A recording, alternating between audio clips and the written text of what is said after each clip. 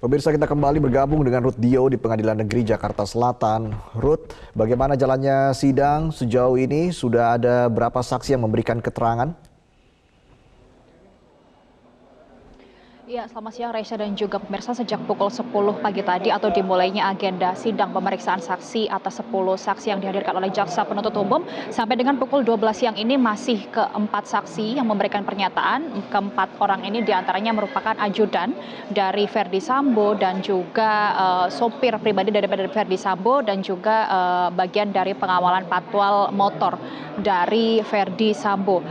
Untuk keempat orang ini adalah mereka yang merupakan saksi Daden yang merupakan ajudan, kemudian Azan Romer yang juga merupakan ajudan, dan juga Prayogi yang merupakan sopir dari Verdi Sambo, serta Farhan yang merupakan anggota Polri yang juga melakukan patwal motor pada saat iring-iringan Verdi Sambo ketika sedang bertugas ataupun berdinas. Dalam keterangannya ataupun tadi maksud kami majelis hakim ini memberikan kesempatan ataupun pembagian dua kloter atas pemeriksaan saksi ke 10 saksi ini dibagi menjadi dua kloter. Yang kloter pertama atau kelompok pertama ini adalah ajudan yang memberikan keterangan saksi, kemudian bagian dari sopir, dan nanti untuk kloter kedua ini adalah merupakan asisten rumah tangga serta security, baik security dari Rumah Saguling, Rumah Duren 3, dan juga security komplek. Secara bergantian, tadi majelis hakim sudah menanyakan kepada beberapa keterangan dari saksi, yaitu yang menariknya adalah tadi saksi Daden ini adalah merupakan yang membantu ataupun mendampingi almarhum Yosua Huta Barat untuk mengambil ataupun membeli kue dan juga tumpeng pada saat ingin memberi surprise kepada Verdi Sambo dan juga Putri Chandrawati untuk memperingati hari jadi ulang tahun pernikahan keduanya yang jatuh pada tanggal 7 Juli 2022 atau H-1 setelah ditemukannya Yosua Huta Barat ini tewas di rumah dinas Verdi Sambo yang berada di Duren 3, Jakarta Selatan. Dan dalam keterangannya tadi juga Daden menyatakan bahwa ada suap menyuap antara Verdi Sambo dan juga Putri Chandrawati kepada ajudan-ajudannya pada saat merayakan hari jadi ulang tahun. Setelah Daden ditanya oleh majelis hakim, saksi Azan Romer yang mengetahui adanya suara tembakan yang berada di dalam rumah Duren 3 Jakarta Selatan atau rumah dinas Verdi Sambo.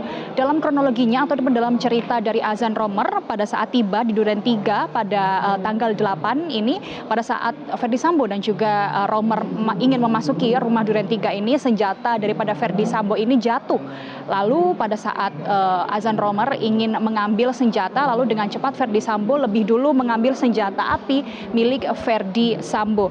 Pada saat mengambil senjata api ataupun senjata api dari Verdi Sambo ini jatuh, Azan Romer ini melihat bahwa Verdi Sambo sudah memakai sarung tangan berwarna hitam. Lalu pada saat Verdi Sambo masuk, Azan Romer ini hanya menunggu di samping mobil, dan pada sore hari itu pada saat Azan Romer bersama dengan ajudan lainnya, ia mendengar suara tembakan yang berasal dari dalam rumah Duren 3. Dalam pernyataannya, Azan Romer ini mendengar ada suara tembakan, yaitu sekitar 3 suara tembakan. Kemudian Romer langsung masuk ke dalam rumah Duren 3 dengan membawa senjata miliknya, begitu. Dan ketika masuk, Romer ini melihat Verdi Sambo keluar dari rumah Duren 3. Pada saat masuk ini Romer masih belum melihat adanya jasad daripada almarhum Yosua Huta Barat yang berada di bawah tangga rumah dinas.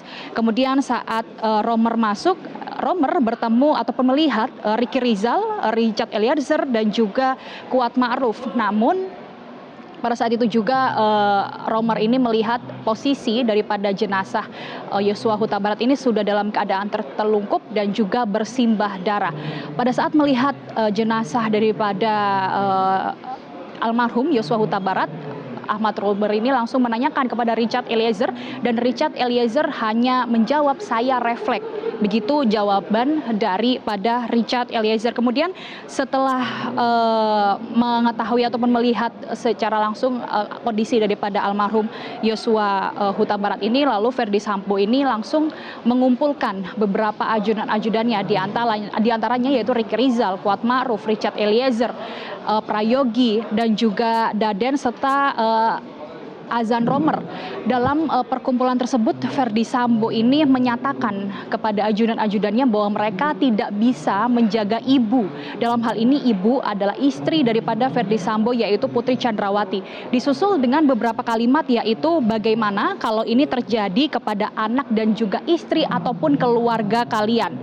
Dan untuk kalimat selanjutnya ditujukan langsung kepada Richard Eliezer. Untuk Richard, kamu akan saya bela walaupun pangkat dan juga jabatan yang menjadi taruhan dari Verdi Sambo. Hal itu yang dinyatakan dan dipertegas oleh Verdi Sambo kepada para ajudannya. Tidak hanya Ahmad Azan Romer yang mendengarkan pernyataan daripada Verdi Sambo, Prayogi sebagai sopir daripada Verdi Sambo tersebut juga mendengarkan pernyataan yang sama dari Verdi Sambo dan menyatakan yang sama juga sesuai dengan keterangan daripada Ahmad Romer maksud kami bahwa daripada Verdi Sambo ini akan berani untuk mempertanggungjawabkan daripada apa yang sudah dilakukan oleh Richard, meskipun jabatan yang akan menjadi taruhan daripada Verdi Sambo. Kemudian selain daripada itu, dalam keterangannya tadi Prayogi yang menjadi sopir daripada Verdi Sambo ini pada malam hari atau setelah kejadian sekitar pukul 8 sampai dengan pukul 9 malam waktu Indonesia Barat, atau pada saat Kuat Ma'ruf akan menjalani pemeriksaan di Bareskrim Mabes Polri, Kuat Ma'ruf ini sempat menitipkan pisau kecil dan juga handy talkie ataupun HT yang berada di dalam tas Kuat Ma'ruf. Pada saat itu kronologinya adalah Kuat Ma'ruf dan juga Prayogi ini berpapasan begitu.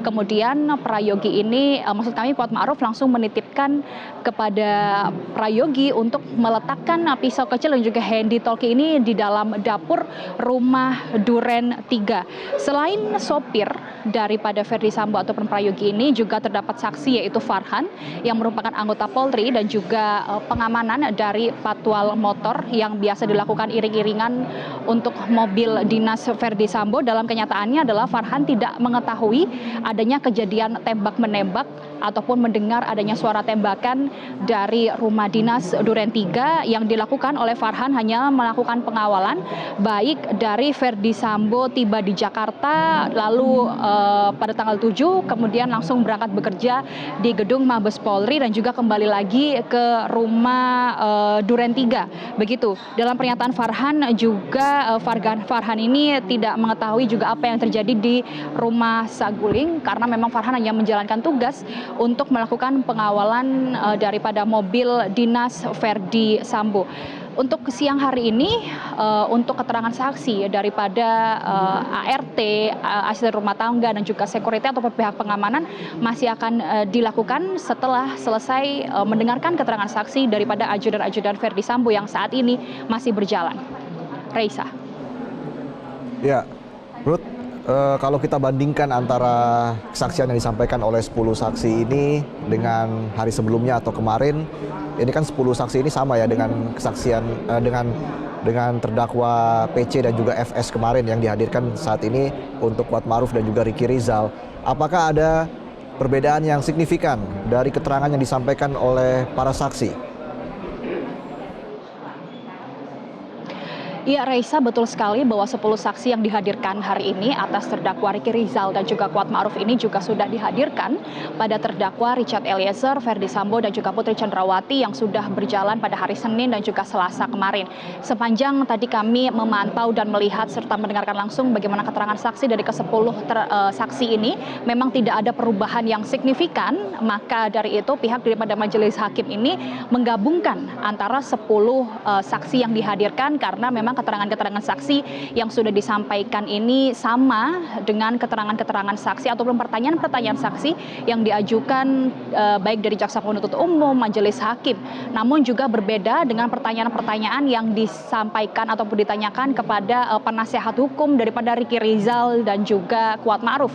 Sehingga tadi sebelum sidang awalnya majelis hakim ini menginginkan untuk menggabungkan ke-10 saksi ini dalam agenda pemeriksaan ataupun mendengarkan keterangan saksi. Namun dari pihak penasihat hukum daripada Ricky Rizal menyatakan bahwa memang sebelumnya ke-10 saksi ini sudah pernah menyatakan kesaksiannya kepada terdakwa sebelumnya, namun tidak dengan penasihat hukum yang sama, sehingga terkait dengan pemeriksaan ke-10 saksi ini bisa menjadi 2 kloter. Kloter yang pertama yaitu ajudan dan juga kloter yang kedua nantinya akan didengarkan keterangan dari ART dan juga pihak pengamanan dari Rumah Saguling Duren 3 dan juga Komplek Duren 3. Demikian Reisa.